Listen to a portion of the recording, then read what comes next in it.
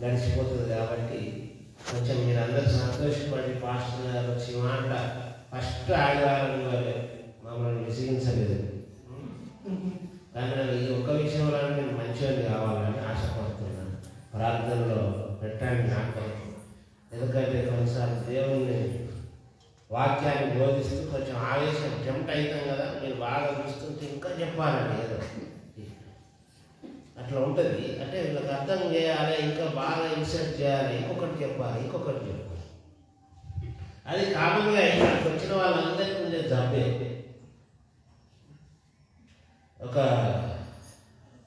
నానుడి విన్నాను నేను, మైకంలో ఉన్నది ఆయన ఆపచ్చు కానీ మైకం ముందు ఉన్నది ఆపలేదు. కాబట్టి వీక్నెస్ మీరు మనసులో ప్రార్థన చేయాలి. ప్రభా మేము సందకాడ త్వరగా ముగించేటట్టు అన్నీ నీ వశత్వం ఉంటాయి కదా. వాక్యం పక్షంగా నిలుచున్న దాసుడు వినే మేము ఈ స్థలము సమయము అన్నీ కూడా నీ వశంలో ఉన్నాయి. నీ వశంలో లేదు. కాబట్టి తప్పకుండా మనకు 11:30 కావస్తుంది కదా, 12:15 లోపే ఇంకా మంచిగా అయినామని బాగా ఆశ ఉన్నది. కానీ ఆశ అయితే ఉంది కానీ అనుకుంటానో లేదు. అరగంటకే చేస్తా, కొంచెం బ్రేకులు వాడుకుంటే ఒక్క 15 నిమిషాలు ఓర్చుకోండి. సంతోషం. మరి ఈ సమయమున ఫ్రీగా అంటే మనం ముందే మనకు నాలుగు పేర్లు చూసారు. 26 నుంచి 45 మిమ్మల్ని ఎందుకు ఇబ్బంది పెట్టాలి అడగండి. మాట ఏదైనా కొంపది భూతాన్నా దానికి బాధ్యత నేనే. కాబట్టి మామూలుగా అనుకున్న మాటలనే మనం కొంచెం జంప్ చేసి అట్లా అనుకున్నాం. మొదటి 25 వచనాలు చదువుకున్నాం కదండి. చూశారా మీరు? చదివే టెన్షన్లో మనం ఎన్ని వచనాలు చదివినా గుర్తుండదు. ఎందుకంటే పక్క వారు ఏది చదువుతారో నెక్స్ట్ అది మనం చదివేసి చూసుకున్నాం. 9వ వచనం ఒకసారి చూస్తారా? 11వ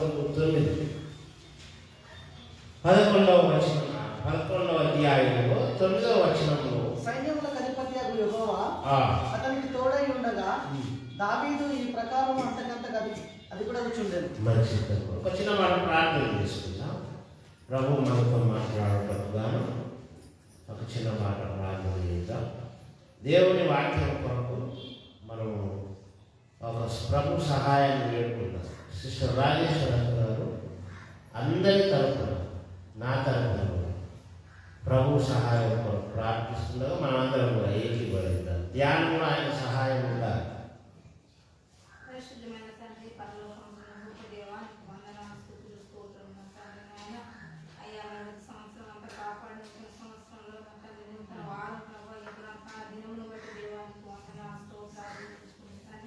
మొదటి వారం బట్టి దేవా మరి నా తండ్రి సంవత్సరం అంతా కూడా తండ్రి నాయన మరి వాక్యంలో తండ్రి మరి నాయన అయా మరి పాటల్లో అంతట్లో నేను మహిమపరిచే విధంగా తండ్రి నన్ను మమ్మల్ని అందరినీ తండ్రి అయా మరి ప్రభా మరి అయా మరి అపోస్తల బోధయందు కూడా ప్రభా మేము విడుదల కన్నా తండ్రి నాయన ప్రార్థన ఎందు నా తండ్రి ఒక విషయంలో ప్రభా మేము నా ప్రభా విడుదలగా ఉండటకు దేవా అయ్యా మీరు చెప్పిన నా తండ్రి మరి అయ్యా మరి దినమున ప్రభా మరి చెప్పిన వాక్యం బట్టి దేవానికి వందనాలు. ఈ దినం కూడా నా తండ్రి అయ్యా మరి వాక్యం ఇస్తుండగా నీ దేవదాసులు అయ్యా ఎలా మీరైనా సహాయం చేయండి ప్రభావం.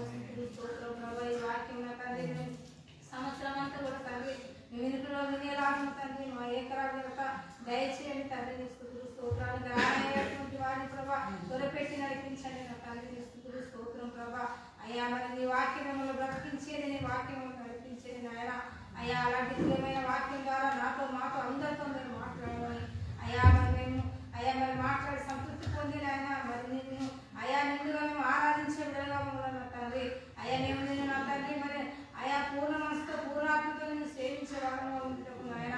అయ్యా నీకే స్తుతులు స్తోత్రం చెల్లించుకుంటూ ఈ మొదటి వారం నుండి వారంలో అంతా కూడా మేము నా తండ్రి ఎడదెక్కని సన్నిధానంలో సవాసం కూడి ఉండటం సహాయం చేయమని నీ యేసయ్య పరిశుద్ధ నామములో ప్రార్థించి అడిగి వచ్చున్నాము తండ్రి. ప్రియులారా, మనం చిన్న మందగా కొద్ది మందిగా ఈ వారం ఎందుకు కోరుకున్నామంటే మనకు ఒక పట్టింపు ఉన్నది. ఆదివారం మనము ప్రభు యొక్క శరీరము, ప్రభు రక్తము తినాలి. కాబట్టి 2 రోజులు వరుసగా వచ్చినా ఈ 3వ రోజులో విసుక్కోకుండా తప్పకుండా వచ్చారు. 31 రాత్రి కొంతమంది వచ్చారు, అందులో ఉన్నారు. 1వ తారీఖు 11:30 స్టార్ట్ చేసుకున్నాం, 11 కృతజ్ఞత ఆరాధన దాంట్లో కూడా ఉన్నాం. నిన్ననే ఈ దినం మరలా 3వ దినం మనం వచ్చాం. కొంతమంది వీలు కాలేదు ఉద్యోగాలను బట్టి, కొంతమందికి అలసట. 31వ రాత్రి వీలవుతుంది, ఎవరికి నైట్ డ్యూటీ ఏమి ఉండదు. ఒకవేళ ఉండకుండా దినమంతా డ్యూటీ చేసి ఉంటాం. ఆ చలిలో 2 గంటలకు వచ్చి ఎలాగో తెల్లవారి ఉంటుంది కదా. కాబట్టి రకరకాల కారణాల చేత మొదటి రోజు కొంతమంది వచ్చి, 2వ రోజు కొంతమంది రాక, 2వ రోజు మాత్రమే వచ్చి, ఈ ఆదివారం చివరి వాచ్మెన్ సర్వీస్ రాక అటు. కానీ కొంతమంది 3 దినములు ఉన్నారు, వాళ్ళకి డ్యూటీలు ఉన్నాయి, అలసిపోయారు, దూరం ఉన్నది, అన్నీ ఉన్నది. కానీ ఈ 3వ రోజు కూడా ప్రత్యేకంగా రావడం చాలా ముదావహం, అభినందనీయం. దేవుని దృష్టిలో ఘనమైన వారు, దేవుని ప్రేమికులు అని అనవచ్చు. అంటే దైవ కార్యం ఏది కూడా ఇది స్వల్పమైంది, ఇది చాలా ఘనమైంది అని ఎంచలేదన్నమాట. కొంతమంది 31కి వచ్చారు, రాత్రి ఫస్ట్కు వచ్చారు, ఈ మళ్ళా 3వ దినము. ఏదేమైనా దేవుని ప్రెజెన్స్ కలిసి, దేవునితో ఆ పరిశుద్ధులతో కలిసి ముఖ దర్శనం చేయడం అనేది మనకు హృదయంలో నాటుకుపోయింది. కొంతమంది అంత డీప్గా నాటుకొని పోకుండా పాస్టర్ గారు చెప్పారు కాబట్టి అని గుడ్డిగా వచ్చేవాళ్ళు. అందులో సాధక బాధలు, లోతుపాతులు, ఇది ఆత్మీయతకు నిదర్శనం, ఇవంతా ఏం లేకుండా దేవుని మీద కలిగిన ఆసక్తి రాకపోయినా పాస్టర్ గారు చెప్తున్నారు కాబట్టి పోదాం అంతే. అట్లా కూడా కొంతమంది అలవాటుతో కూడా రావచ్చు. వచ్చిన వారందరూ సంపూర్ణమైన అభిప్రాయం, పట్టుదల కలిగిన వారే అని కాదు. 3 దినాలు కొంత ఒబే అవుతారు. కొంతమంది పాస్టర్ గారు చెప్పారు కదా వెళ్దాం అంతే, మనకి ఏమిటి రమ్మన్నా పోదాం, ఆరాధన చేద్దాం, ఏం చెప్తారో వాక్యం చెప్తే వెళ్దాం, మనకేమన్నా అవకాశం సాక్ష్యం చెప్పండి. ఏదేమైనా అన్ని వేళలా దేవుని యొక్క వాక్యం ధ్యానించడానికి కలిసి కట్టుగా సహవాసం. ఎందుకంటే మనము ఈ సంఘంలో అందరం గ్రూప్గా ఉన్నప్పుడు చాలా వ్యత్యాసాలు, అంతస్తులు ఉంటాయి, ఆధ్యాత్మికమైన అంతస్తులు ఉంటాయి. కాబట్టి మనము సర్దుకొని పోతూ ఉంటాం. కొన్నిసార్లు బాధ కూడా ఉంటుంది, అంటే వాళ్ళతో కలిసి పోవడానికి ఇష్టం అనిపించదు. ఎందుకంటే వాళ్ళలో ఉన్న ఆధ్యాత్మిక బలహీనతలను బట్టి కావచ్చు, బలహీనతలు కాకపోయినా కొన్ని అవలక్షణాలను బట్టి కూడా మనకు అసహ్యం కలుగుతుంది. ఈ పక్క ఆయనే ఉంటాడు, నామకార్థం ఉంటాడు, ఆయనను బట్టి కొంచెం కోపం వస్తుంది. ఎందుకు వస్తున్నాడు ఇతను? ఇలా రకరకాల చికాకు కలిగించే విషయాలు ఉంటాయి. కొన్నిసార్లు చికాకేం కలదు, కానీ ఆధ్యాత్మికంగా వాళ్ళు ఇంకా ఇప్పుడిప్పుడే ఎదుగుతున్నాడు కదా అని సర్దుకుపోయే మనసు ఉంటుంది. ఇలాగే కొద్ది రోజులకు వాళ్ళు పర్ఫెక్ట్ అవుతారు అనే ఒక ఆలోచనతోనైనా వారితో మింగిల్ అవుతారు. రెగ్యులర్ బదులు బాగున్నారు, వర్క్ చేశారు, ఎలా ఉంది ఆరోగ్యం, నా మధ్యలో ఏదో బాధ సెటిల్ అయిపోయారు, ప్రార్థన చేయాలి, నాటకం చేయాలి, ఒకరికొకరు ప్రేయర్ రిక్వెస్ట్ చేసి సహాయం చేసుకుంటాం. మంచిది. ఇక్కడ ఒక చిన్న ఆశ ఉన్నది. ఆధ్యాత్మికంగా అందరూ సమానంగా ఉండలేము సంఘం. అయితే ఆధ్యాత్మికంగా కాస్త ముందున్న వాళ్ళు మిగతా వాళ్ళను కలుపుకొని ఎందుకు వెళ్దామంటే ఒక చిన్న నిరీక్షణ ఉంటుంది. ఏమో రేపు వచ్చే నెల వచ్చే వారం కొన్ని సంవత్సరాలకు ఈ తమ్ముడు ప్రార్థనలో ఎదుగుతాడేమో, ఈ చెల్లె కొంచెం దేవుని ఆజ్ఞను పాటించడంలో సగమే పాటిస్తుంది, ఇంకా సగం కూడా పాటించడానికి ముందుకు వస్తుందేమో, లేక అప్పుడప్పుడు బల్ల కార్యక్రమం మిస్ అవుతున్నది, ఈ సంవత్సరం దాని ఇంపార్టెన్స్ను పట్టుకుంటలేము అనే ఆలోచన ద్వారా అయినా సర్దుకొని పోయే అవకాశం ఉండదు. కొన్నిసార్లు సర్దుకోలేము. వాళ్ళకి ఎప్పుడు బుద్ధి వస్తుంది అది. ఇప్పటికీ 15 ఏళ్ళు అవుతుంది. ప్రభు వల్ల ఇంపార్టెన్స్ తెలియదు, కానుకల ఇంపార్టెన్స్ తెలియదు, దైవ ప్రెజెన్స్ తెలియదు అని కొంతమంది మీద మనకు అసహ్యము, విసుగు కూడా కలుగుతుంది. వాళ్ళని వదిలేద్దాము, అట్లాంటి వాళ్ళతో కలిసిపోలేము. కానీ వాళ్ళు మనసు అనుభవంలోనే ఉంటారు, వాళ్ళు ఎదురైతారు. అలా ముఖం చూస్తే మనకు ఎట్లా అంత తేలిచేరులు వాడినట్టు కావచ్చు. లోపల ఉండదు, బయట నవ్వుతాం, సిస్టర్ బాగున్నా బ్రదర్. కానీ ఒక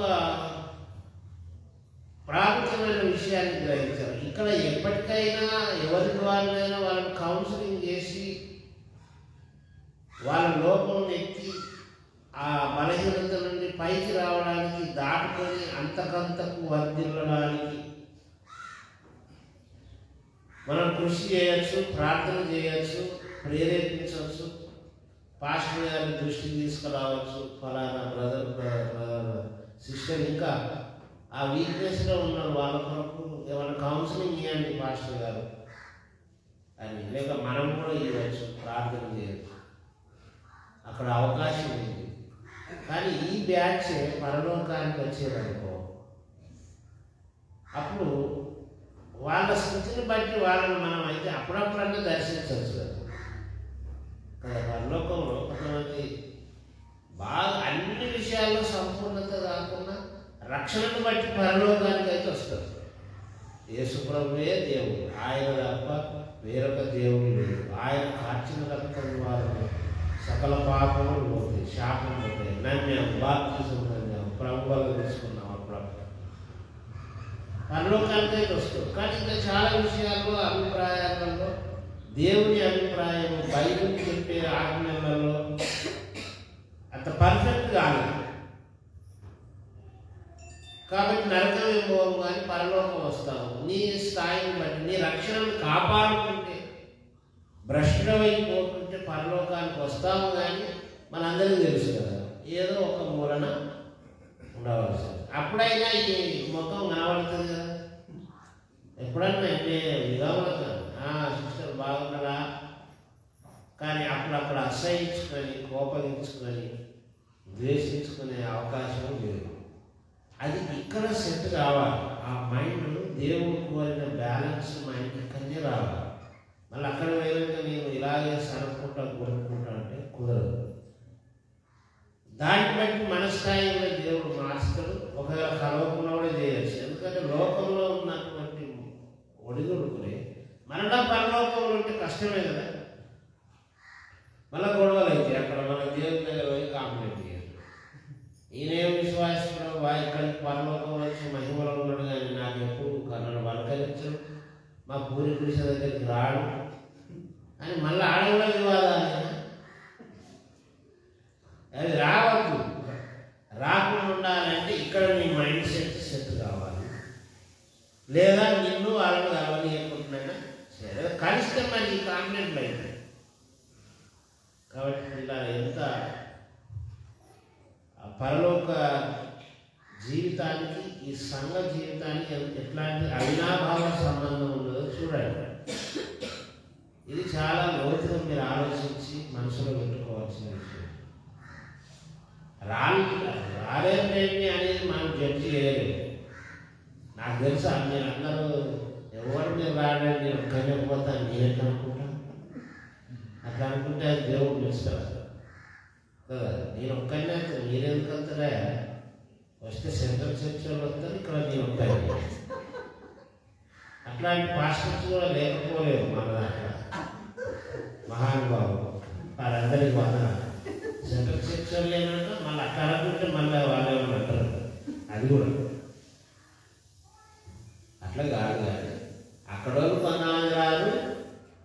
ఇక్కడోళ్ళు కూడా కొంతమంది రాదు. ప్రతి దాంట్లో కాదు ఉంటుంది. మనం 100% ఒక్కడాన్ని ఉంటాడు కదా. 12 మంది శిష్యుల్లో యేసు ప్రభుత్వనే దేవాది దేవుతో ఉన్న టీముల్ని ఇస్కరియోతు బ్రష్ కాదు. ఇక మనం అంత పర్ఫెక్టా? కాబట్టి ఆ రేషియో ఉంటుంది డెఫినెట్గా. సరే, ఏదేమైనా ఈ 2022లో మనం ఆ మైండ్ సెట్ కలిగి ఉన్నాం. ఒకరికొకరు మార్పు కొరకు కోరుకున్నాం. అడగండి, మీరు కొంచెం ఎదిగిన వాళ్ళను అడగాలి. బ్రదర్, మాకు ప్రేయర్లో గడపలేకపోతుంది, వాక్య జ్ఞానంలో గడపలేకపోతున్నాం, కానుకల విషయంలో మాకు ఒక పూర్తి నమ్మకం కలుగుతుంది. అది ఎందుకు సీరియస్గా పట్టించుకోవట్లేదు. ఏ లోపం ఉన్నదో దాన్ని గుర్తించి ప్రభువుని అడుగుతూ, కాపరిని అడుగుతూ, సంఘంలో ఉన్న ఎదిగిన వారు మనకు కనబడతారు కదా కళ్ళ ముందు. కొంతమంది అని ప్రతి బల్ల కార్యక్రమంలో కనబడుతుంది. ఎప్పుడు నమ్మకంగా దశం బాగా ఇస్తారు, ఊరికే మొక్కబడి కాకరిస్తారు. ఎప్పుడు ఏ పనులన్నీ శ్రీలంక దర్శనం పోతుంది. మనుషులు ఉంటాను, అయ్యో ఆయనకు ఎంత సమర్పణ లేదు, నేను ఎందుకు చేయొద్దు. మీ ఇళ్ళల్లో మీకు సర్వెంట్లు ఉండొచ్చు కదండి, అయినా మీరు పని చేస్తున్నారు కదా. అది చాలా గొప్ప విషయం. మన ఇంటి దగ్గర మనకి వంట మనిషి ఉంటుంది, బట్టలు ఉతికే మనిషి ఉంటుంది, కానీ దేవుడి మందిరంలో వచ్చి ప్లేట్లో ఉంటారు కదా. వాళ్ళని చూసి మనం మెడలు తిప్పుకొని ఇప్పుడు ఎందుకులే మళ్ళీ ఆమెకి వెళ్తే నేను చేయాల్సి ఉంటుంది బాగా కదా. దశం బాగా ఇచ్చి అలవాటు లేదు. ప్రతి వారం ప్రతి నెల ఇస్తుంది. మనం ఆయన మీకు ఎప్పుడు ఏ విధి అవుతుందన్న, నాకు అసలు ఏ విధి అవుతుంది అట్లా. అట్లాంటి మనమే మళ్ళీ బయట పెట్టుకుని ఆయనతో క్లాస్ ఇప్పించుకొని మళ్ళీ దశం బాగా ఇచ్చే లెక్కలు పోవాలి. ఎందుకు సపరేట్ ఉంటే అయిపోయింది.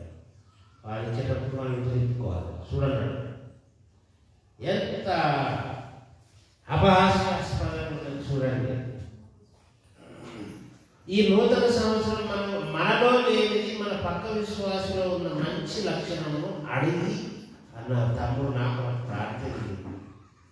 నేను ఎందుకో ఆ విషయంలో జయించలేకపోతున్నాను అని అడిగితే తప్పకుండా వాళ్ళకు కూడా, ఎదిగిన వాళ్ళకు ఎదగలేని వాళ్ళ మీద కోపం చిరాకుగా పోతుంది. నువ్వు ఎదుగుతావు, వాళ్ళు ప్రార్థన చేస్తారు, నీకు ఆశ ఉన్నదని కూడా దేవుడు సహాయం చేస్తారు. ఆ బలహీనత ఉంటుంది, ఒక్కొక్కరికి ఒక్కొక్క బలహీనత ఉంటుంది, ఏదో ఒక బలహీనత. కొంతమంది ఏ బలహీనత లేకుండా మ్యాక్సిమం మేనేజ్ చేస్తున్నారు, మంచిది. కాబట్టి ఇలా ఈ 2022వ సంవత్సరంలో నీకు నాకు దేవుడు అవకాశం ఇచ్చాడు సజీవంగా బ్రతికుండడానికి. కారణం నువ్వు నేను పర్ఫెక్ట్ అని కాదు, నువ్వు ఇంకా పర్ఫెక్ట్ కాలేదు. ఇంకా నాకు నీకు అందరికీ అవకాశం ఇచ్చి, నాకు కూడా ఇచ్చింది దేవుడు, నీకే కాదు. ఇంకా కావాలి, ఇంకా కావాలి. పరిచయం కొరకు ఇంకా కష్టపడాలి, ఇంకా ప్రేయర్ టైం వెచ్చించాలి, ఇంకా వాక్య ధ్యానాన్ని ఇంకా డెవలప్ చేసుకోవాలి, ఇంకా సంఘ కార్యక్రమం కొరకు బాగా ఆలోచించాలి, బాధ్యతలు ఉంటాయి. నాకు మనందరికీ కూడా దేవుడు ఈ అవకాశాన్ని ఇచ్చాడు. ఇక దాన్ని గుర్తెరిగి సవరించుకుంటే మనం ధన్యులం. లేకపోతే ఈ వచనము దావీదు జీవితంలో కాదు, మనకు కూడా ఆ మాట వర్తిస్తుంది. చూడండి 9:11. సైన్యములకు అధిపతి యెహోవా. చూశారా? మొదటి దినవృత్తాంతముల గ్రంథము 11:9. సైన్యములకు అధిపతి యెహోవా అతనికి తోడై ఉండగా దావీదు ఈ ప్రకారము అంతకంతకు అధికుడు కూర్చుండెను. చూశారండి, దావీదు అంతకంతకు అధికిలో కూర్చుండెను, గొప్పవాడ కూర్చుండెను, వర్ధిల్లుచుండెను. ఒకే రోజు కాదు, 31st నైట్ మీరు తీర్మానం చేసుకుని ఫస్ట్కే మొత్తం వర్ధిల్లిపోయింది. అర్థమైందండి? అంతకంతకు అనే మాట ఉంది. కొంచెం కొంచెం కొంచెం కొంచెం తప్పకుండా మన జీవితంలో మార్పు అనేది ఖచ్చితంగా నెలకైనా వారానికైనా కొన్ని నెలలకైనా కలగాలి అని ఒక మనస్సు మనలో తీవ్రంగా ఉండాలి. క్రైస్తవుడు అంటే నాకు కొన్ని అడ్డినై నేను చేస్తున్న విద్య కాదు, ఇంకా నేను ఏ విషయాలు ఎదగాలి, ఏ విషయంలో నేను కరప్షన్ కావాలి అనే మారు మనస్సు, ఆశ, ఆరాటం మనకు కలగాలి. కాబట్టి మీరు అలా ఈ నూతన సంవత్సరం మనం ఆరోగ్యంగా ఆయుష్ కలిగి ఉండాలి. అసలు మానవుడు చేసిందే మనల్ని. ఆదాము హవ్వను ఎంతకాలం బ్రతికి ఉండాలని చేశాడు? ఏమండి, ఎంతకాలం బ్రతికి ఉండాలని?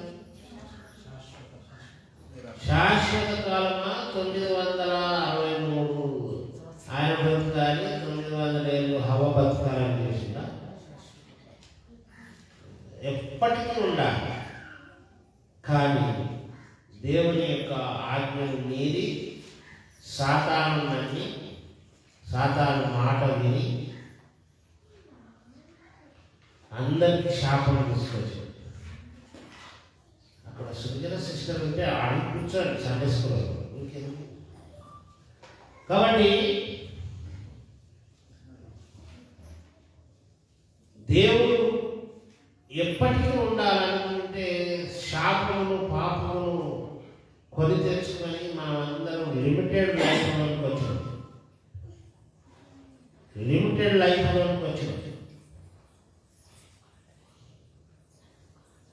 అయినా దేవుడి కృపావరం మరలా ఈ లిమిటెడ్లో ఉన్నటువంటి ఆయుష్ అన్లిమిటెడ్ కావాలి. ఎప్పటికీ జీవించి ఉండాలి. అందుకే మానవులకు ఎవరికి కూడా మరణం అనేది ఇష్టం ఉంటుందండి. మరణం అనేది ఎప్పుడు కోరుకుంటానంటే కంపేర్ చేసుకుంటారు, కోరుకుంటారు. ఈ బ్రతుకు కంటే మరణమే మేలు. అంటే భయంకరమైన హింస, మానసిక వేదన ఉంటే ఇది తప్పించుకోవడానికి చనిపోతేనన్నా ఈ బాధ నేను పడలేము అని అప్పుడు కష్టం మీదనే. మనకు హైటెక్లో పోదామని ఉంది కానీ సీట్ దొరకలేదు.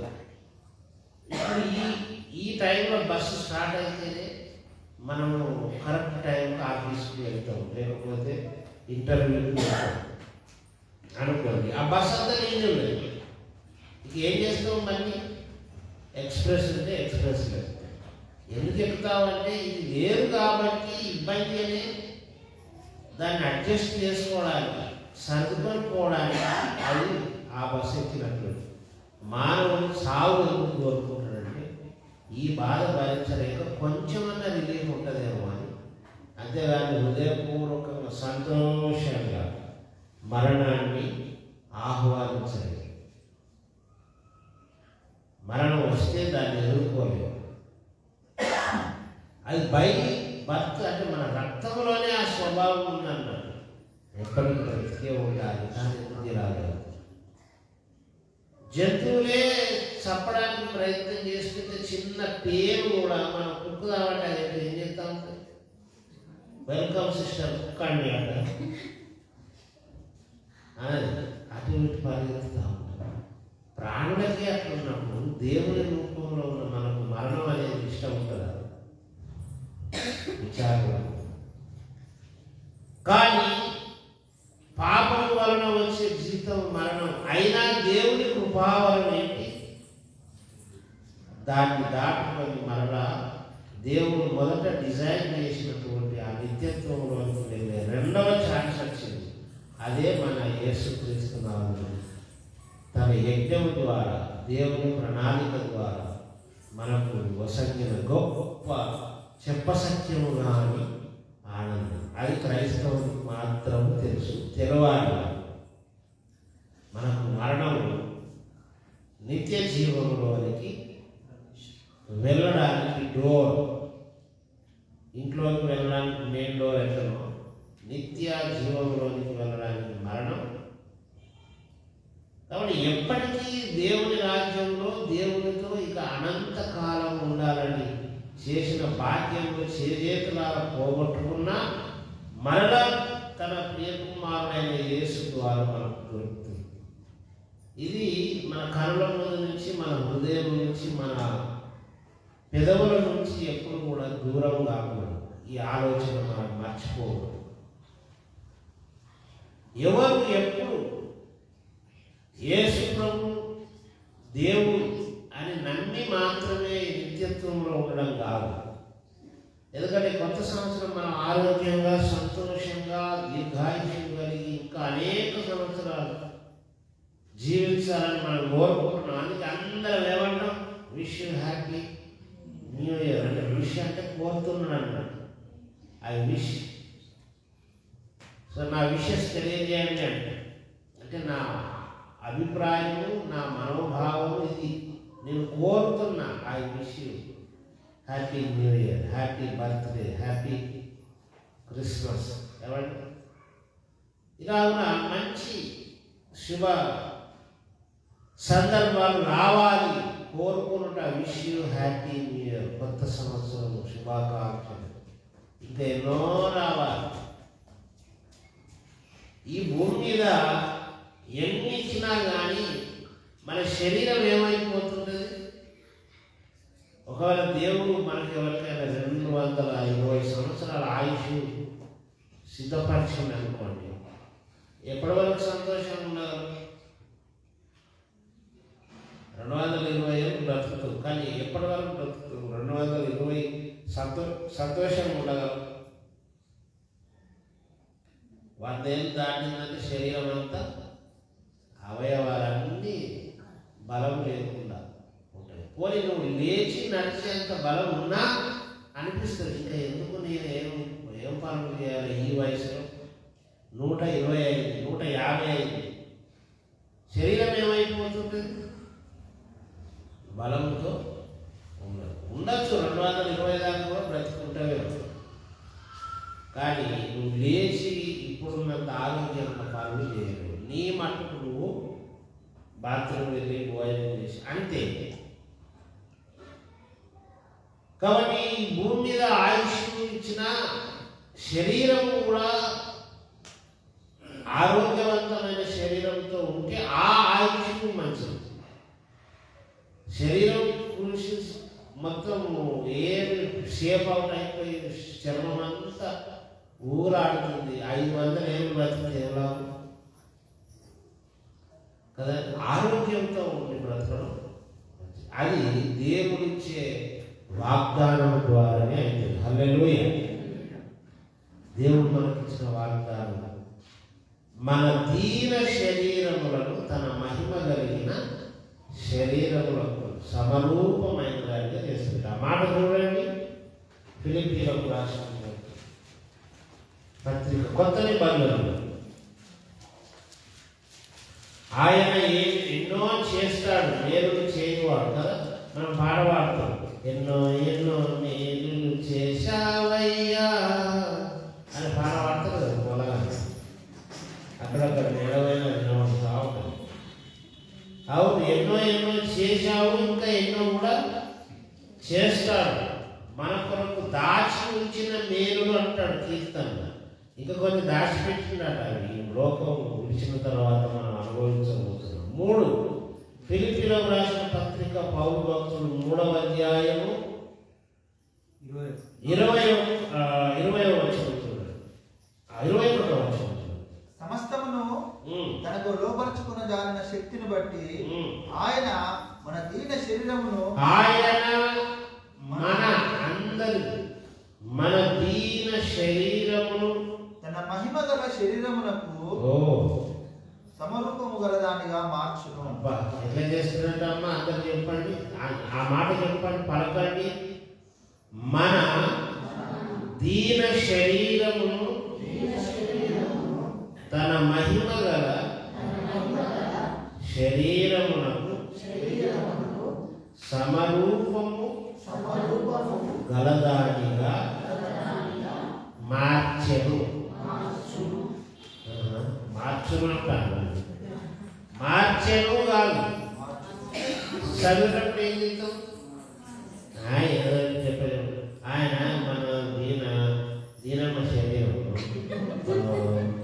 తన మహిమ గల శరీరం సమరూపంలో మార్చను ఏదో ఒకటి అంటాం మనకు ఇష్టం వచ్చినట్టుగా మన ఆర్థికంగా మనం తిరిగినట్టు ఏర్పడతారు.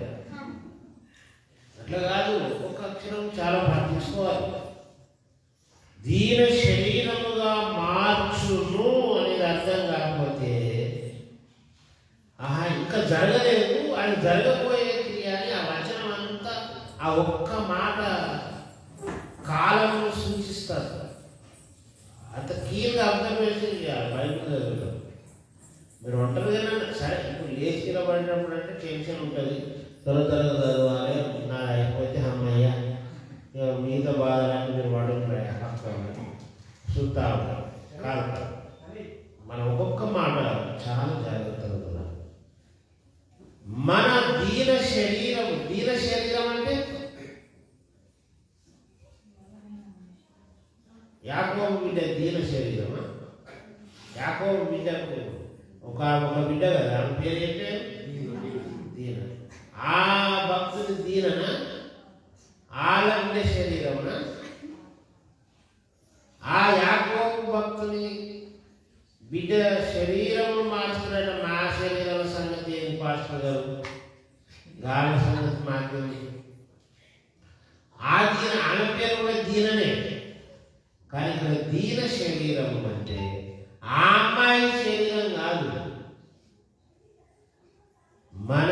అందుకే ఒకవేళ మన లేదనుకో అవునన్నా మరి ఆ దీనైనా కూడా కావచ్చు కదా, ఇంకే దీనైనా కూడా కావచ్చు.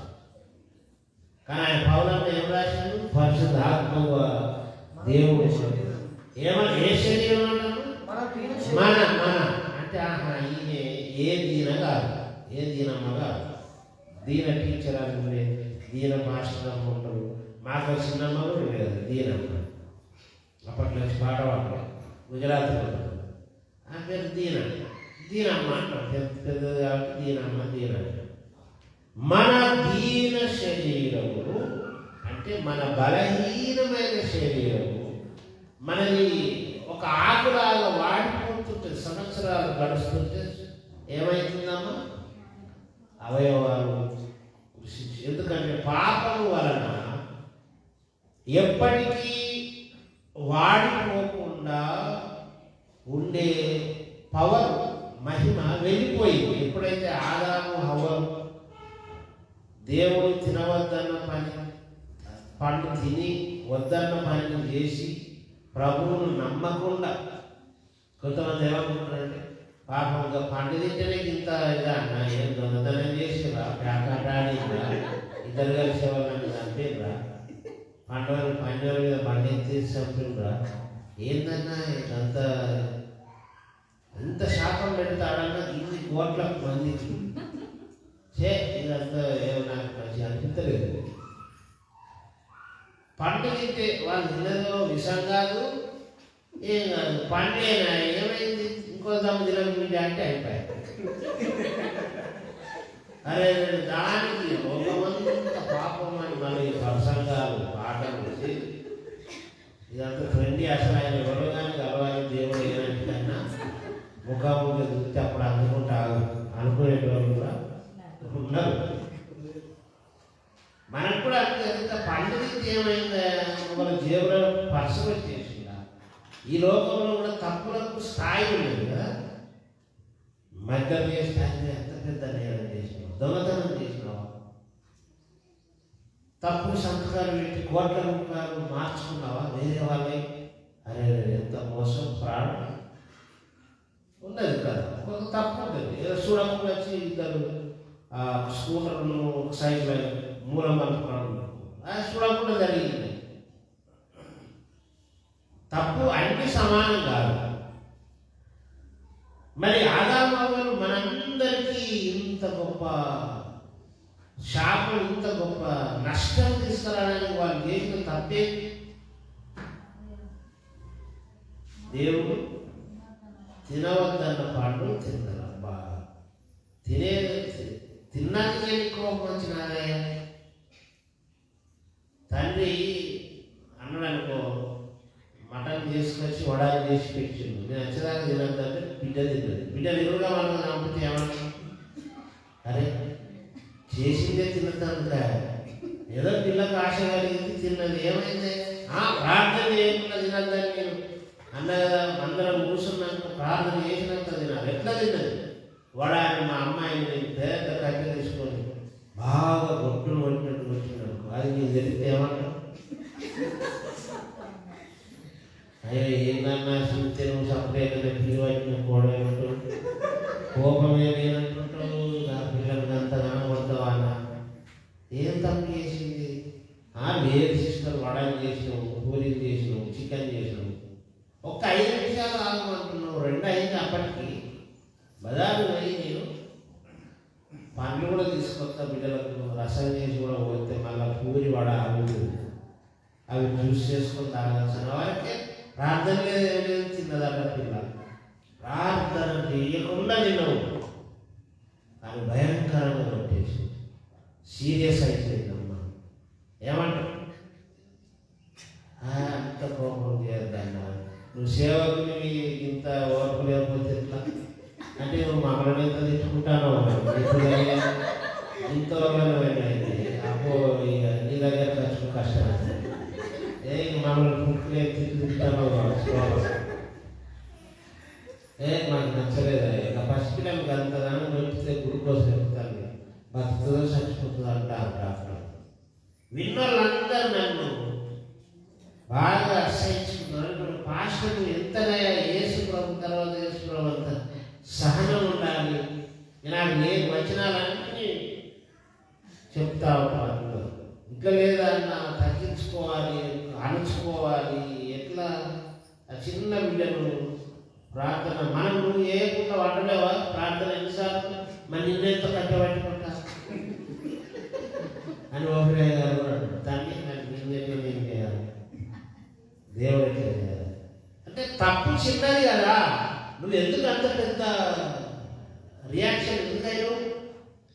దేవుడు కూడా ఇన్ని కోట్ల మంది వాడిపోవడానికి కారణం ఏం తప్పు చేసేదని తినవద్దన్నా మరి నేను చెప్పిన దానికి కరెక్ట్ అనిపిస్తుంది లేదా? ఏమంటే పండే కదన్న, రోజు తినే పండే కాబట్టి గాసి తినద్దాను. అది పండే ఇది పండే అలేవు. తెల్లగలు తాగలేదు, నల్లగలు తాగలేదు, సాటి వేసి సిగరెట్లు సుఖదాయిన చిన్న పొరపాటు పండే అంతలో గులాబీ పోయి మంచిది కాకపోతే సాఫ్ అనేది కోడు కడుపు ఏంటైనా ఆలోచన. కానీ మనకు పండే అనేది కానీ దాని అర్థం ఏంటంటే దేవుడు ఆహారం తినడానికి సమస్య కాదు. దాని వెనుక ఏముంది?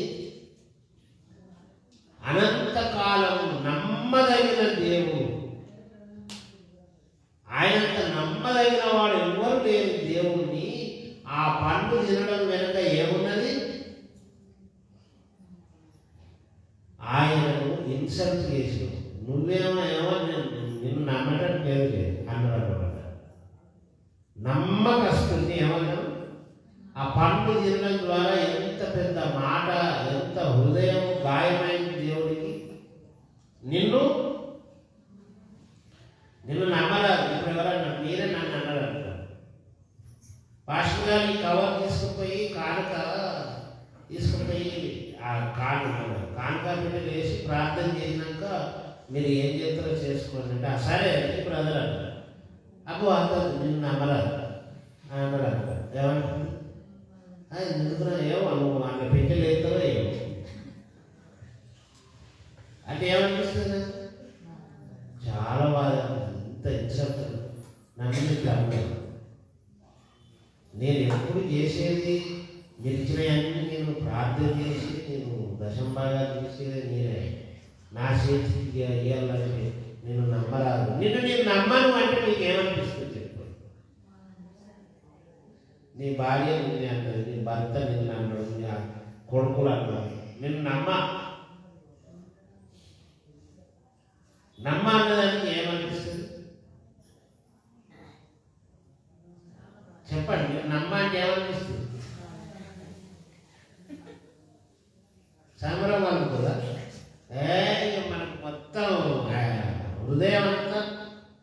బకాబుకలం అయిపోతుంది. నన్ను నమ్మడాట, నన్ను నమ్మడాట, రాజ్యం అంతా ఏంటంటే అంటే దాని సందర్భం తీసానే చెప్తాను. ఎందుకు బయటికి ఇల్లు తాళాలు లేవు పెద్దవాడిని నన్నే వాళ్ళందరూ మీద ఎక్కడికి కొడుతుంది మళ్ళీ ఆ సందర్భం చూసినాను. ఎందుకు ఎప్పుడు నువ్వే బయటికి సంచి ఉండేది చేయాలని లేదని అంటున్నాను. నా కోడలు నమ్మదట, నేను లంగలు కాదు బిడ్డ, నేను దొంగలు కాదు బిడ్డ, నేను దోసుకపోయేది కాదు బిడ్డ, నా కాకిగాడి చేసి జైలు పెట్టలేదు ఆడుకుంటా. అదే ఎందుకు అసలు అదే అది ఏమైంది చెప్పంటే అసలు కోడలు అన్నది.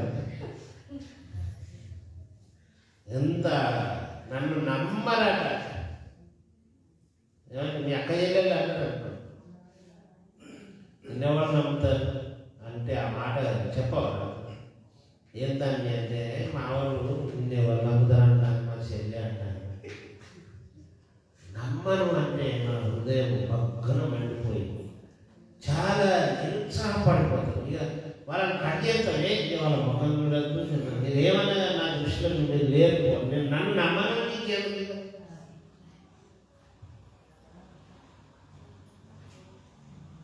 కదండి. డబ్బుల విషయంలో, బంగారం విషయంలో, ఆస్తి విషయంలో నేను నమ్మరట అంటే వాడు చాలా, ఒకవేళ వాడు దుర్మార్గులు దృష్టిలో తాగిపోతాడంటే అట్లాంటివన్నీ అన్నా వాడేం పట్టించుకో. కానీ ఒక మంచి ఉత్తముడు నిన్ను నమ్మను అంటే ఏమనిపిస్తుంది? దేవుడికి కూడా పండు తినొద్దు అన్నందుకు కాదు, తిన్నందుకు కాదు, ఆ తినుటలో ఎంత అర్థం ఉన్నది. నేను నమ్మదగను అట, నేను వీళ్ళకు దాచుకున్నట్ట ఒక రహస్యం. వీళ్ళు ఎప్పటికీ బతికి ఉండద్దని నాకు కుట్ర ఉన్నదట. ఇవన్నీ అంటే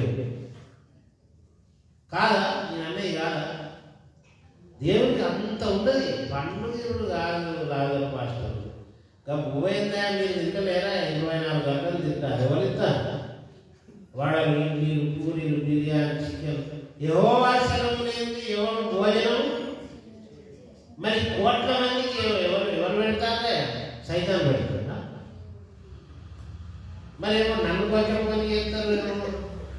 రేపు మనం అందరం చూడండి పరలోకం ప్రభుత్వ పంచాయతీ చెప్పులు అసలు పండు తిన్నందుకు ఇంత చేస్తావా అంటే ఇవన్నీ బిడ్డలారా, పండు తింటున్నందుకు కాదు, పండు తినేదాని వెనకాలో నాకు ఇంత అవమానం ఉన్నది, ఇంత ఇన్సల్ట్ ఉన్నది. ఎందుకంటే ఆ మాటలలో ఉన్నది. సాతాను ఏమన్నాడు? ఈ పండు తినద్దానంటే తినద్దాను. ఎందుకు తినద్దంటే అవ చెప్తారు, ఇది తినమున మీరు నిశ్చయంగా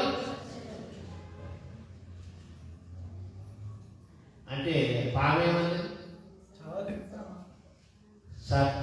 అసలు రావనే సావు,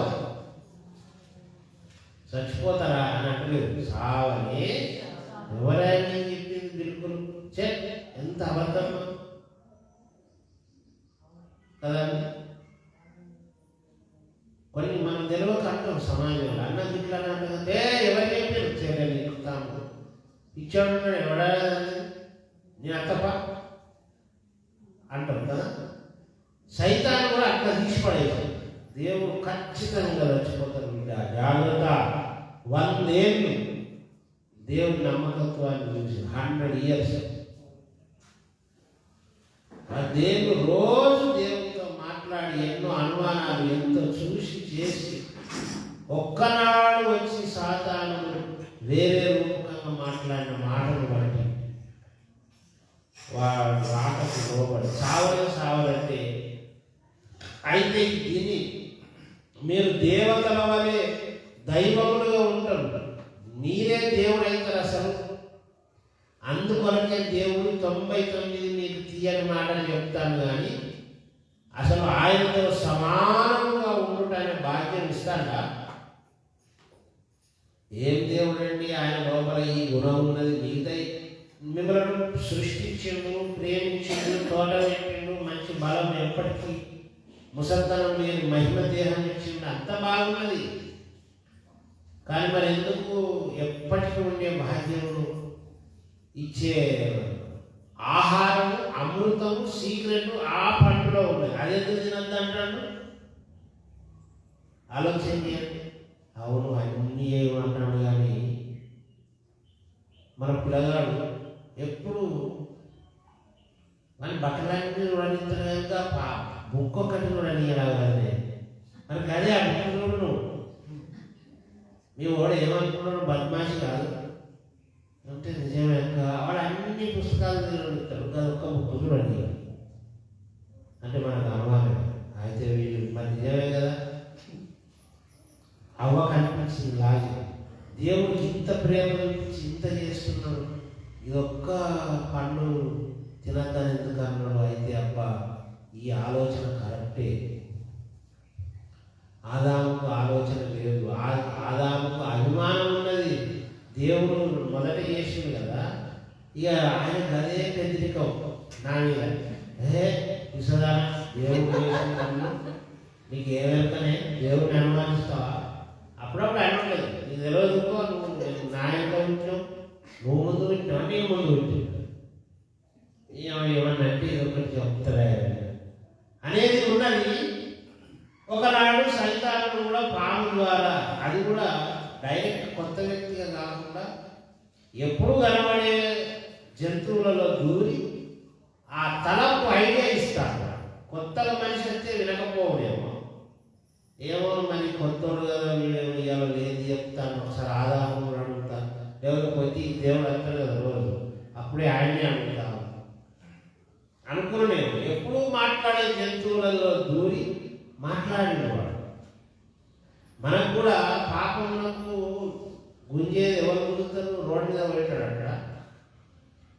పాపం చేయమని ఎవరనుకోరు? ఎప్పుడు తెలియదు అట్లా పెట్టాడు. సార్ ఒక బాటలు మీద రాదు అక్కడ. ఏమని మనకు బాగా క్లోజ్ ఫ్రెండ్ అంట,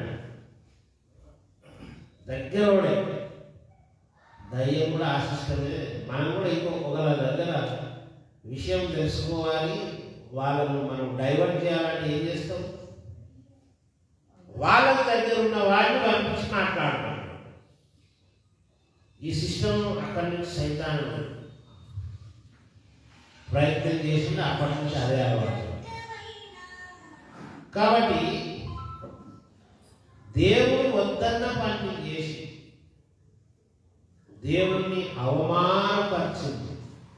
నీరు నమ్మదగిన వాడినట, వాడు సాతాను నమ్మదగిన వాడట. అయితే వాడి నమ్మకత్వం నువ్వు మరి అని దేవుడు ఏం చేశాడు? ఆ పాపం శాపమును రాణించింది. ఇప్పుడు అర్థమైంది. ఆ బిడ్డ 6,000 ఏళ్ళు మానవ జాతి అంత దేన్ని ఎదుర్కొంటుంది? మరణము ఎదుర్కొంటుంది, దుఃఖం కదా. మన పితరులు, మన తాతలు, ముత్తాతలు, భక్తులు ఎంతో మంది మరణించారు. వాళ్ళందరినీ గుర్తు తెచ్చుకుంటే ఏమనిపిస్తుంది?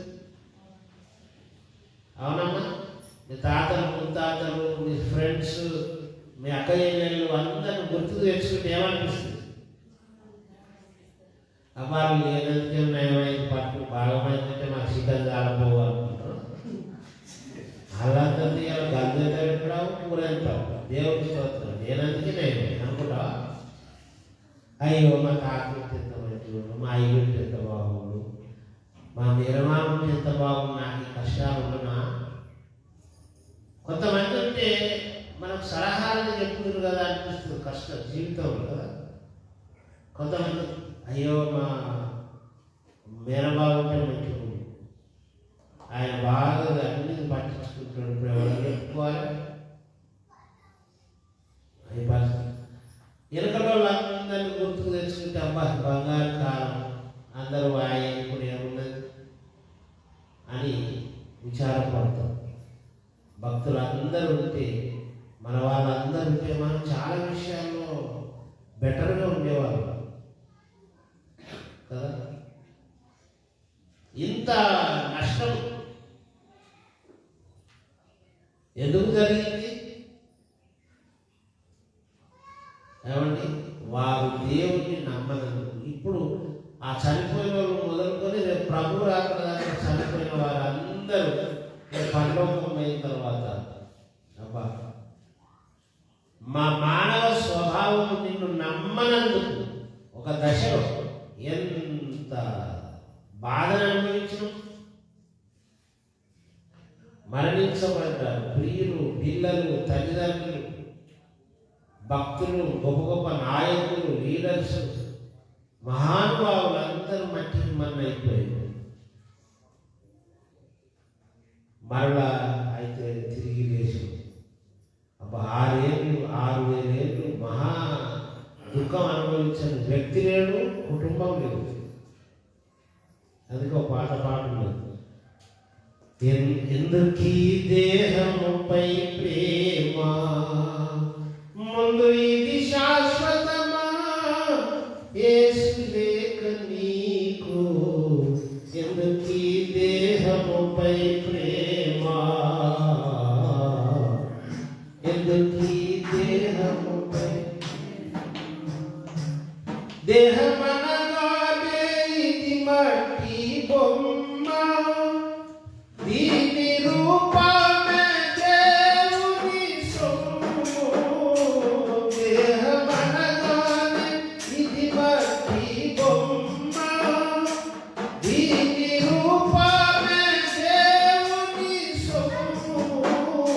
మహాబోయిబోనంతా మట్టి పాలై, మహాబోయిబోనంతా మట్టి పాలై, ఎందుకీ దేహముపై ప్రేమ, ఎందుకీ దేహముపై ప్రేమ.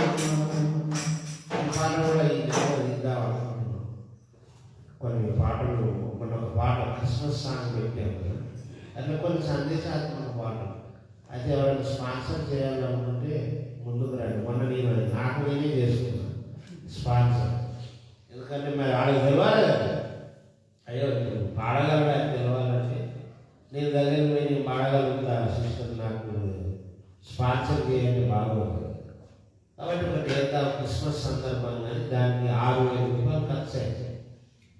5,000 రికార్డింగ్, ఆ కోరస్ 1,000 రూపాయలు ఇద్దరు పిల్లలు వాడు. అలా ఒకటే రోజు గబగబలు తీసిన 21. మనకేమైనా క్యారెట్స్, చర్చ్ పనులు, పెయింటింగ్ ఇవన్నీ.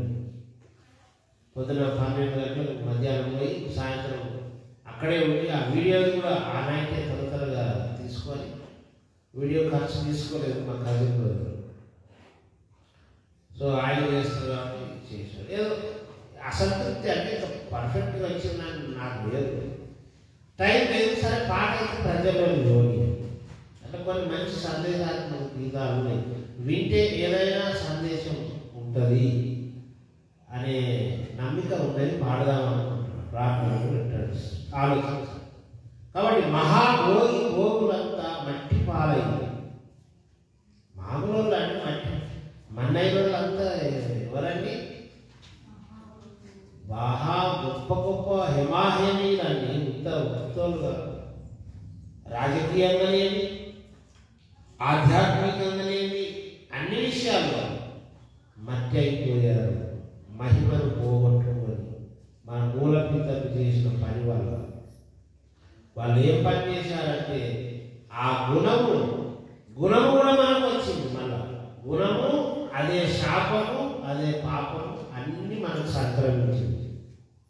వాటితో పోరాడి అతి కష్టం మీద దేవుడే వచ్చి మనలో అయ్యో ఇట్లా వదిలిపెడితే ఎట్లా అని ఒక శరీరము ఎంత వీక్నెస్ అయిందో తెలియజేయడానికి మరణాన్ని అయితే అనుమతిస్తున్నాం. ఇక అన్ని దుర్గుణాలన్నీ యేసు రక్తంతో కడుక్కొని బాగా అవుతున్నాం, కానీ మరణం అనేది మార్చబడుతుంది. దేవుడే చెప్తున్నారు మరణము మీరు దైవ కుమారులు అయినను కదా. 82వ కీర్తన చూడండి, దేవుడు ఏమన్నాడు? మీరు ఇప్పుడు మనం మారు మనసు పొంది బాప్తిసం పొందితే చెడ్డ గుణాలన్నీ పోయినాయి. ఏది త్రాగులు, వ్యభిచారం, అబద్ధాలు, మోసం, అన్ని పాపాలు ఓర్చుకోవాలి. కీర్తనలు చూడండి 82 కదా. దేవుడే స్వయంగా అంటున్నాడు, నేను మీకు నూతన జీవితము, నూతన మనసు అన్ని ఇస్తారు నూతన ఆశీర్వాదాలు. కానీ 22వ కీర్తన ఏమంటున్నాడయ్యా? మీరు దైవములనియో. ఎన్నో వచనం తమ్ముడు? 6వ వచనం, 22:6. మీరు దైవములనియో, మీరు దైవములని, మీరందరూ సర్వోన్నత కుమారులనియో నేనే సెలవిస్తున్నాను. అంటే మరి మారు మనసు పొంది బాప్తిసం పొందితే దేవుని పిల్లలు, కొత్త జీవితం వస్తుంది, కొత్త ఆరోగ్యము, అన్ని విషయాల్లో మంచి మైండ్ మారిపోతుంది మీది. సమాజం కూడా అదే, వీళ్ళు ప్రభు యేసు దేవుని నమ్మకం సారాయి అమ్మేటోళ్ళు, సారాయి తాగేటోళ్ళు, బాగా గయ్యాడోళ్ళు యేసు నమ్మి మంచిగా అయిపోయారు. మా వాళ్ళలో లేదు ఎంత మార్పు. యేసు దేవుడు దేవుని కుమారులను నీకే సెలవిచ్చినాను, కానీ అయినను మనుషులు చనిపోవునట్లు, అది ఇతర మనుషులు చనిపోవునట్లు మీరును చనిపోవద్దు. చనిపోవద్దు. ఎందుకు ఇది? అన్ని చేసిండు, అసలు అన్ని చేయకుండా ఇదొకటి చేస్తే అయిపోదు ప్రభు. మరణమే రాకుండా చేస్తే అయిపోయి. మాకు కొన్ని పేదరికం ఉండి, డబ్బులు రాకుండా, కొంచెం అనారోగ్యం ఉన్నా, కొద్దిగా మనశ్శాంతి పూర్తి ఇవ్వకుండా, ఏమి చేయకుండా అవి పర్వాలేదు, ఇదొకటే చేస్తే అయిపోయి. ఎప్పటికీ చావు లేకుండా చేస్తే మంచిగా ఉంది కదా. అంటే దేవుని ఉద్దేశం ప్రియులారా, దాని ఫలితము ఇంతమందికి వచ్చింది. కానీ మీరు మార్చబడతారు అనేది ఎట్లా తెలవాలి మీకు? నా సమస్తమును లోబరుచుకున్న జారిన శక్తి గలవాడని మనకు ఎట్లా నిరూపణ? మరణమే రాకుండా సిస్టమ్నే ముందే బంద్ చేస్తే పుట్టుడే కానీ చావు లేకుండా ఉంటే, మిగతా లోపాలని ఉంటే ఏం బాగుంది? మనం మార్చబడకుండా, మార్పు లేకుండా ఎప్పటికీ శాశ్వతంగా జీవించి ఉంటే ఏం లాభం కదా. పేదోడే ఆరోగ్యంగానే ఉంటాడు, అనంతకాలం జీవిస్తాడు, వాటికి ఏం సంతోషం కదా. కుష్టి వ్యాధోడే కానీ 1000 ఏళ్ళు బతుకుతావయ్యా, దీనికి సాగు లేదు, కానీ ఎల్లప్పుడూ కుష్టే ఉంటుంది. ఒప్పుకుంటా లేదు కూడా. ఈ కుట్టాది లేకుండా 2 రోజులైనా మంచిదే, కానీ నాకు ఎల్లకాలం బతుకులేదుగా ఈ కుట్టాది అని అనుకుంటున్నాను. దేవుడు కూడా అదే లాజిక్ ఉపయోగించాడు. చెడ్డ దుర్గుణములతో ఎల్లప్పుడూ ఉండేది కొంతమంది అంటారు, దేవుడైనా సర్వాధికారైనా అందరిని మార్పు చేసి పరలోకం తీసుకుంటే మళ్ళీ ఒక్కొక్కరికి సువార్త అర్థం కావాలి, బాప్తిసం పొందాలి, వాళ్ళు యేసు రక్తం ఆశ్రయించాలి. ఇంత శాస్త్రం అర్థమైందా? కానీ మీరు మార్చబడిన జనం రమ్మంటే వస్తారు. మీరు అనుకుంటారు అక్కడ భూమి మీద అదృశ్యమై ఆదాము మొదలుకొని సమస్త జనులారా నా ముందుకు రండి అంటే రారా? పరలోకం వచ్చి కనబడదు. అదే అది ఎప్పుడు వచ్చినావు, నువ్వెప్పుడు వచ్చినావు? అందరూ కనురెప్ప పాటలు అందరూ అక్కడ కనబడేటట్టు ఏదో ఆయన మాటలు అంత శక్తి ఉంది. ఎందుకు చేయాలంటే మార్పు కావాలంటే, మారకుండా వస్తే ఉన్నాము మళ్ళీ అది కూడా చెండాలగా అవుతుంది పరలోకం. అందుకే ఇక్కడ మార్చబడి చివరి ప్రక్రియ ఏంటంటే, మట్టికి మన్నైనా తన శక్తి ఎంతో ఉన్నదో చూడండి. నాశనము నష్టము ఎంత కలిగిందో నన్ను నమ్మనందుకు అనేది ఒక పాఠము. రెండవది నా ప్రభావం కూడా మీకు అర్థం కావాలి. అందుకే మన దీన శరీరములను తన మహిమ కలిగిన శరీరములకు సమరూపమైన దానిగా మార్చును అని ఇంకా జరగలేదు.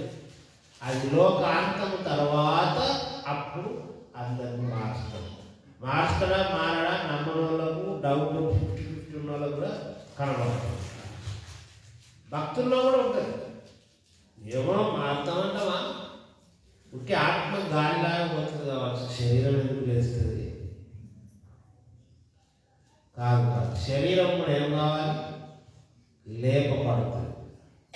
కొంతమంది ప్రసంగాలు మర్చిపోయి అంటూ ఉంటాం, ఏది మన సమాధానం ప్రియులారా, ఈ శరీరం వచ్చిందే మట్టి మన్ను, ఇది శాశ్వతమైంది కాదు, కానీ ఆత్మ ఉన్నది, అది శాశ్వతమైంది. ఈ ఆత్మతో దేవుని సన్నిధికి వెళ్ళాలి. రేపు మనం కూడా పోతాం ఆత్మతో, కానీ ఈ శరీరం నిష్ప్రయోజనం. దేవుడు చెప్పాడు కదా అని ఇంకా బాధపడతాం. అయ్యో మంచి శరీరం మనం గుర్తుపట్టగలిగే శరీరంగా ఉండాలా. ఆత్మ అంటే అది ఎట్లుంటుందో ఏమో గాలిలాగా, ఒక జ్వాలలాగా కాదు. ఆత్మ, ప్రాణము, దేహము మూడు మహిమ పరచబడి, లేకుంటే మూడింటిని ఎందుకు కాపాడుకోమంటాడు బాబు? నిందారహితంగా ప్రాణము, ఆత్మను ఏమండి చూడండి ఆ మాట. మూడు ఎందుకు అంటే ఈ మూడు నిలబడాలి దేవుని ముందు. తెస్సలోనికైలకు రాసిన పత్రిక జ్ఞాపకం వచ్చింది అనుకుంటా. తెస్సలోనికైలకు రాసినటువంటి పత్రిక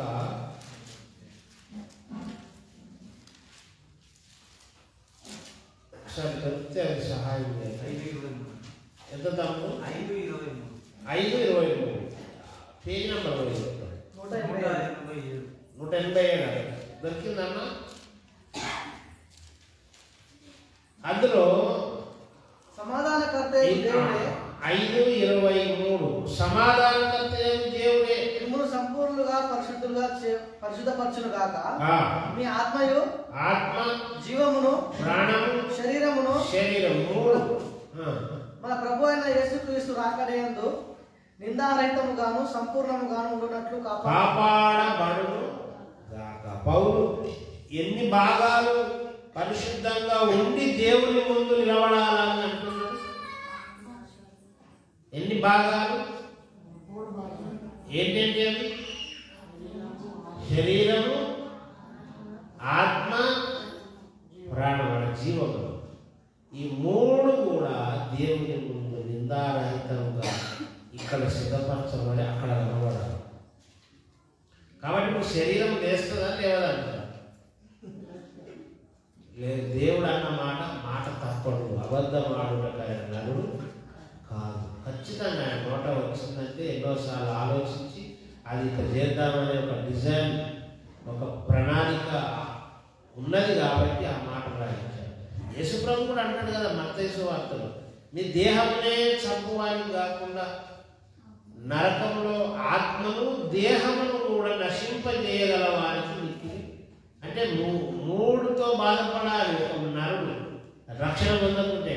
శరీరం, ఆత్మ, ప్రాణంతో. నరకంలో ఒక వ్యక్తి దేవుని ప్రణాళికను అంగీకరించకపోతే బాధలో, అంగీకరించిన వారికి కూడా ఈ మూడు దేవుని రాజ్యంలో ఉండాలి. కాబట్టి మనము ఎప్పటికీ జీవించి ఉండాలి అని అంటే ఈ భూమి మీద ఒక మాట ఉంది. చూడండి, యోహాను రాసిన మొదటి పత్రిక తెలుసు కదండి. పత్రికలో చివరి చూడండి, యోహాను సువార్తగా 2వ అధ్యాయం 2:17 పేజీ నంబర్ 221.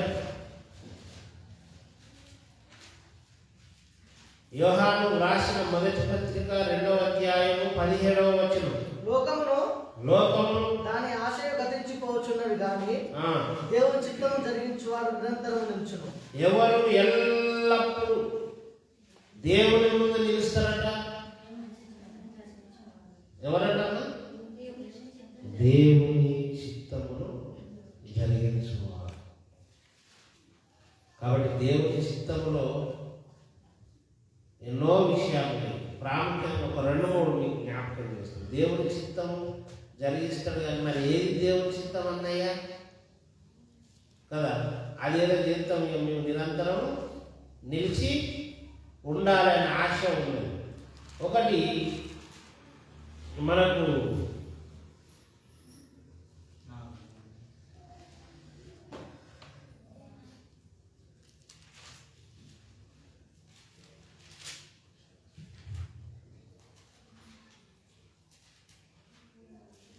రెండవ అధ్యాయం 15వ వచనంలో నుండి పేతురు రాసిన మొదటి పత్రిక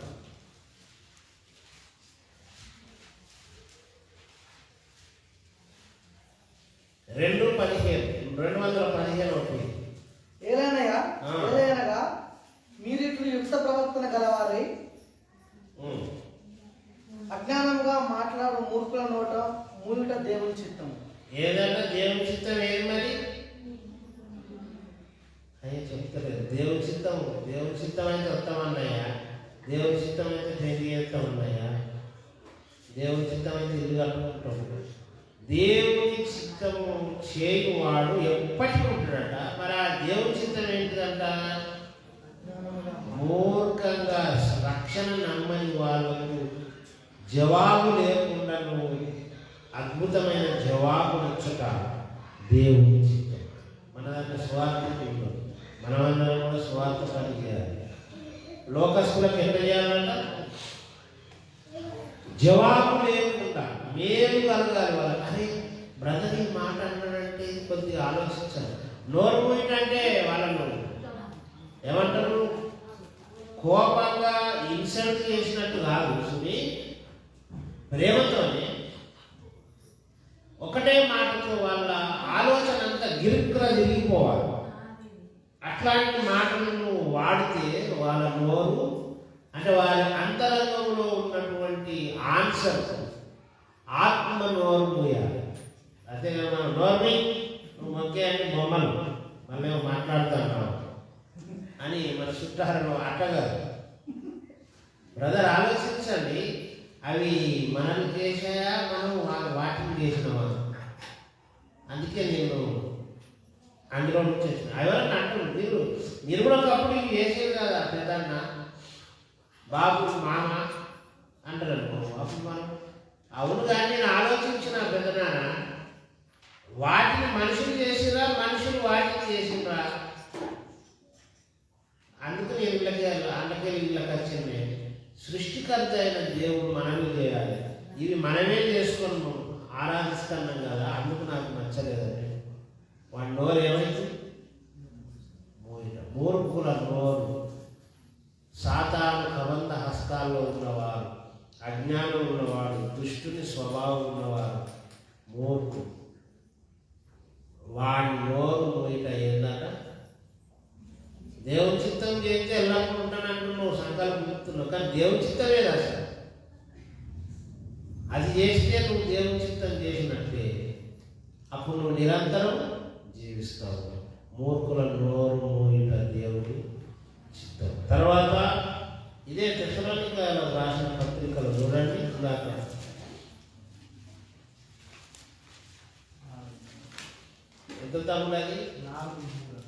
4:3 చూడండి. 182వ పేజీలో ఒక్క నిమిషం అందరికీ 186లో 5:16 4:3 అది కూడా ఇది చదివినాక అది 4:3 కూడా చూడండి. ఇదే తెస్సలోనికైలో రాసిన పత్రిక 4:3 186 కామ. మీరు పరిశుద్ధులగుటయే అనగా మీరు జాగ్రత్తలకు దూరంగా ఉంటే దేవుని చిత్తం. అది దేవుని చిత్తం ఏదంటే ఇక్కడ రెండో పెడుతుంది. మళ్ళా మొదటిదేమో అజ్ఞానముగా మాట్లాడు వారి నోరు మూయిట, అంటే వాళ్ళకు సరి అయిన జవాబు లేకుండా నువ్వు తిరిగి జవాబు చెప్పగలిగే ఆన్సర్ ఇచ్చుట దేవుని చిత్తము. రెండవది ఏంటంటే మనము పరిశుద్ధంగా ఉంటే దేవుని రెండు చెప్తుంది. ఇప్పుడు 5:16 ప్రతి విషయమునందును కృతజ్ఞతాస్తుతులు చెల్లించుడి, ఇలా చేయట యేసుక్రీస్తునందు మీ విషయంలో దేవుని చిత్తం. ఇక్కడ మూడో జరిగింది. ఇంకేదంటే ప్రతి విషయంలో దేవునికి ఏ మనసు కలిగి ఉండాలంట? మనం కృతజ్ఞత కలిగి ఉండే మనసు ఉందట. అదేంటంట? దేవుని చిత్తము. ఇక ఇలా అన్నీ కూడా దేవుని చిత్తము ఉంది. దేవుని పని కూడా తుదముట్టించాలి, దేవుని పని కూడా చేయాలి. అది దేవుని చిత్తం, దేవుని ఇంటిలో పని. ఇలా చాలా ఉన్నాయి కానీ నేను మర్చిపోక ఈ 3 మీకు గుర్తు చేస్తున్నాను. మొదటిది మనం ఏమి చూసుకున్నాం? మూర్ఖుల నోరు మోయించాలి. రెండవది పరిశుద్ధంగా ఉండాలి, జాగ్రత్తలకు దూరంగా ఉండటే దేవుని చిత్తము. ఇక్కడ తర్వాత మూడవది విషయం, ప్రతి విషయం ఎడతెగక ప్రార్థన చేయాలి, ప్రతి విషయంలో కృతజ్ఞత చేయాలి. ఇట్లా చేసే దేవుని విషయంలో మనకు క్రీస్తునందు మనకి ఏంటంటే దేవుని చిత్తం. ఈ కార్యాలు చేస్తే నువ్వు తప్పకుండా నిరంతరం జీవిస్తావు. ఆదాము హవ్వ ద్వారా వచ్చిన శాపము తిరిగి మనం జయించాలని దేవుని చిత్తం చేయాలి. దేవుని చిత్తం వాళ్ళు చేయలేదు. దేవుని నమ్ముట దేవుని చిత్తం. వాళ్ళు నమ్మలేదు. ఇద్దరు కలిసి ఆ తినవద్దన్న పండు తిన్నారు. కానీ మన కళ్ళ ముందు పండు అని ఉన్నది, కానీ దాని వెనుక ఎంత అవమానం దేవునికి జరిగింది. దేవుని నమ్మకత్వంనే శంకించింది. దేవుడు సర్వశక్తిమంతుడు చెప్పిన మాట నెరవేర్చబడదనే అపనమ్మికకు వచ్చింది. ఎంత ఘోరం. కాబట్టి పిల్లలు, మన జీవితంలో దేవుడు చెప్పిన మాట నెరవేర్చబడుతుందా? శిల్క పంచాంగం అని చెప్పి నెరవేర్చబడుతుందా? దేవుడు చెప్పిన మాట నెరవేర్చబడుతుందా? జాతకం రాపించుకున్నది నెరవేర్చబడుతుందా? దేవుడు చెప్పిన మాట నెరవేర్చబడుతుందా? కోయ ఇచ్చిన కాగితం నెరవేర్చబడుతుందా? లోకం అది కూడా చెప్తుంది కదా, నమ్మేటట్టే. అని దేవుడు అంటున్నాడు, నా మాటలు నాకు లోబడితే నీకు ఏది ఎంత మాత్రం హాని చేయదు. కానీ కోయ ఏమంటాడు? ఒక 500 ఈ తాయి తీస్తే నీ నడుము కట్టు, నీ నర తీసి ఏది జరుగుతుంది? 500 కొన్ని 400 కొన్ని 200 ఆగలి 50 కానీ ఇవ్వండి, తీసుకో ఇస్తాను. ఎందుకు? అదొక బిజినెస్. అది ఉట్టిదే. 500 ఉన్నోడు 50 ఎందుకు కదండి? అంటే సైతాను ఏదైతే ఏ విధము చేతనైనను కొందరు దేవుని మాట వినద్దు, నమ్మద్దు. మనం ఏం చేయాలంటే ఏ విధము చేతనైనను దేవుని సంపూర్ణంగా నమ్మాలి. ఆయన చెప్పాడా అది వాస్తవమే. అది నాకు అర్థం కాదు కానీ నిజం జరుగుతుంది. కొన్ని చాలా అఫీషియల్ విషయం మనకు జరగలేదు. మీరు సంతకం పెట్టడానికి నేను చేస్తామన్నాను. ఎట్లా చేస్తామో వాళ్ళకి తెలుసు, అది మనకే.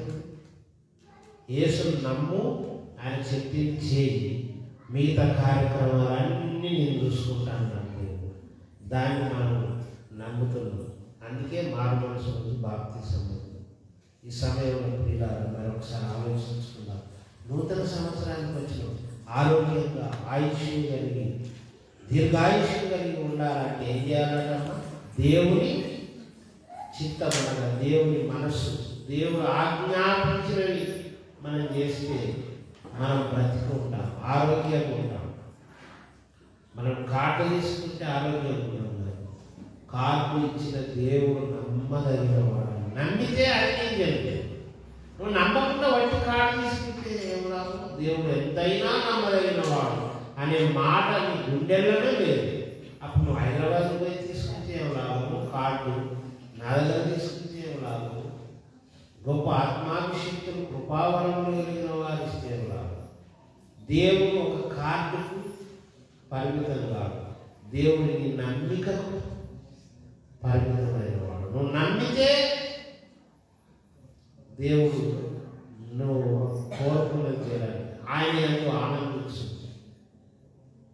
ఆదాము హవ్వలు ఒక దశలో ఆనందించలేదు. వారి హృదయ వారి తీర్చబడలేదు. ఎప్పటికీ జీవించి ఉంటాము అనేది భంగమైపోయింది. కాబట్టి మోకరించి ప్రార్థన చేద్దాం. అందరం 2-3 నిమిషాలు పరీక్ష చేసుకున్నాం. ప్రభువా, ఈ నూతన సంవత్సరంలో మేము ఆరోగ్యంగా ఎల్లప్పుడూ దీర్ఘాయుష్యం కలిగి నిత్యత్వంలో కూడా నిరంతరం జీవించాలంటే నిన్ను నమ్మే విషయంలో చాలా కేర్ఫుల్గా ఉండాలి. ఆ నమ్మేసిన ప్రభువా అని గంపగుత్తాలు కాదు, ప్రతి పిన్ పాయింటెడ్గా ఎస్ దేవునికి సమస్తం సాధ్యం, కానీ నా జీవితంలో చేయలేదు అని ఒప్పుకుంటావా? నీకు జరగలేదు కాబట్టి దేవునికి సమస్తం సాధ్యం కాదు, కొన్నే సాధ్యం అంటావా? నాకు జరగకపోని అండి, ఎవరికి జరగకపోని దేవుడైతే సమర్థవంతుడు. ఆయన చేయగలడు కానీ ఎందుకో చేయలేదు ఆయన నమ్ము. అది గొప్ప విశ్వాసం. ఈ సంవత్సరం దీన్ని పట్టుకొని ముందుకెళ్దాం. ప్రభువా, నా జీవితంలో గాయం కలిగింది, నా జీవితంలో ధన నష్టం కలిగింది. నువ్వు అసమర్థుడని కాదు, నీకు శక్తి లేక కాదు, నువ్వెందుకో చేయలేవు. కారణాలు వేరే ఉన్నాయి ప్రభువా. ఈ బలమైన తెలుసు మనం కళ్ళ ముందు పెట్టుకొని ఆరోగ్యంగా ఆయుష్యం కలిగి చక్కని కృపావరముల చేత నింపబడి సంవత్సరం అంతా ప్రభు కొరకై ముందుకే దేవాలయం ఇచ్చిన గొప్ప డెస్టినేషన్ గమ్యం ఎంత అద్భుతమైంది. సంతోషంగా ప్రయాణం చేద్దాం. 2022 ఎన్నో సంవత్సరాలు ఇవ్వగలరు దేవుడు ఆరోగ్యం. చనిపోయే వరకు మోషే యెహోషువ బలం తగ్గిపోలేదు, ఏలియా బలం తగ్గిపోలేదు. నీకు నాకు ఇవ్వాలి దేవుడు. నా దేవుడు నీ దేవుడు, మనందరి దేవుడు. ఏలియా దేవుడు, మోషే దేవుడు, యాకోబు దేవుడు. యెహోవా తమకు దేవుడుగా గల జనులు ధన్యులంట. అందరికీ అవుతాడు నువ్వు నమ్మితే, నువ్వు ఆ వాగ్దానం తెలుసుకుంటా. కాబట్టి ఒకసారి ప్రార్థన చేద్దాం. ప్రభు, గత సంవత్సరం నేను కొన్ని విషయాలు సరైన గొడిగిన కొన్ని చేయలేనేమో, దేవుడు సాధారణ బంధించలేనేమో అనుకున్నా, పాపం లేకుండా చేయలేనేమో అనుకున్నా. నా రహస్య జీవితంలో ఒకనొక సమయం అంత లోతుగా హృదయాంతరంలో కూడా తప్పుగా అర్థం చేసుకుంటే దాన్ని ఈ దినం ఒప్పుకోండి. మా మూల పిల్లలు చేసిన పొరపాటే అది దూరమైన క్షమింపదాని నేను నువ్వు ఒప్పుకుంటే మళ్ళీ క్షమిస్తున్నాను. మనస్సు పూర్తిగా ఒప్పుకుంటే దేవుడు క్షమిస్తాడు. ఆదాము తర్వాత పశ్చాత్తాపం. అయ్యో ప్రభు, ఎంత పిచ్చి పని, నేను ఎంతో తెలివిగా పని చేసినాం అనుకున్నాను. మా తెలివి వ్యక్తి పనికి మారిన మురికి గుడ్డ అయిపోయింది. మనం కూడా అంటాం, అవును ప్రభు, నా జీవితంలో నా తెలివితేటలు, నా ఆలోచనలు వెళ్తాను, నన్ను క్షమించుకోవాలి.